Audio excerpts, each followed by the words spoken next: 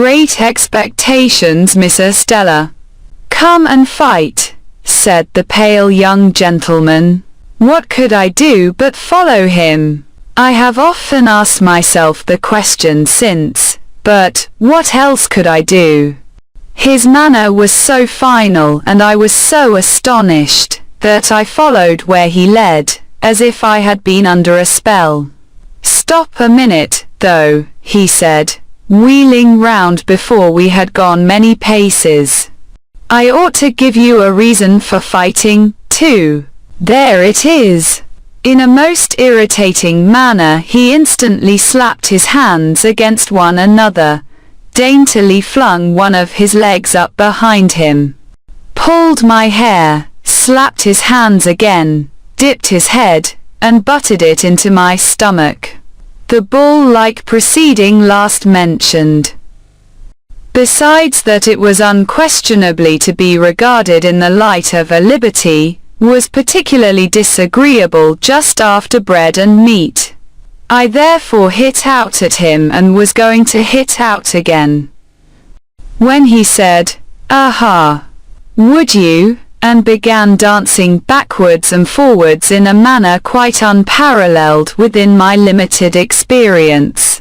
"Laws of the game," said he. "Here."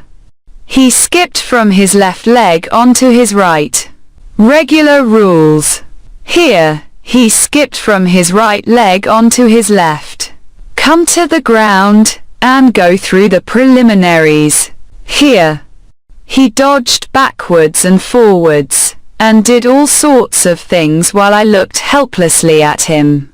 I was secretly afraid of him when I saw him so dexterous, but I felt morally and physically convinced that his light head of hair could have had no business in the pit of my stomach, and that I had a right to consider it irrelevant when so obtruded on my attention. Therefore, I followed him without a word, to a retired nook of the garden, formed by the junction of two walls and screened by some rubbish. On his asking me if I was satisfied with the ground, and on my replying yes, he begged my leave to absent himself for a moment, and quickly returned with a bottle of water and a sponge dipped in vinegar. "Available for both," he said, placing these against the wall, and then fell to pulling off, not only his jacket and waistcoat, but his shirt too, in a manner at once light-hearted, businesslike, and bloodthirsty, although he did not look very healthy, having pimples on his face, and a breaking out at his mouth. These dreadful preparations quite appalled me.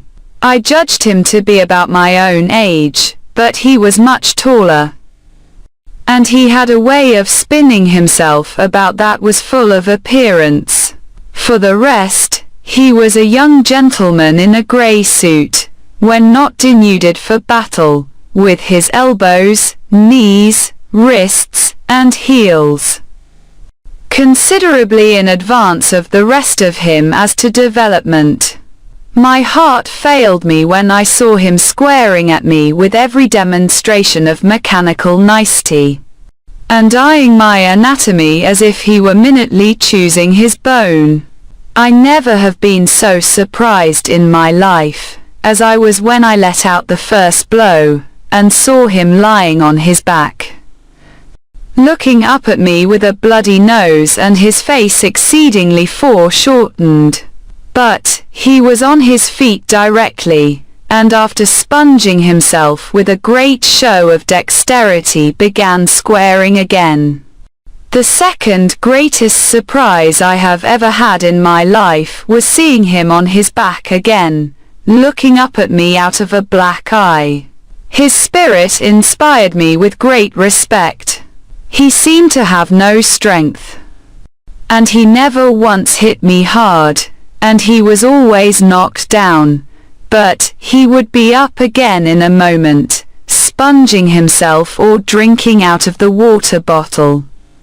with the greatest satisfaction in seconding himself according to form, and then came at me with an air and a show that made me believe he really was going to do for me at last. He got heavily bruised.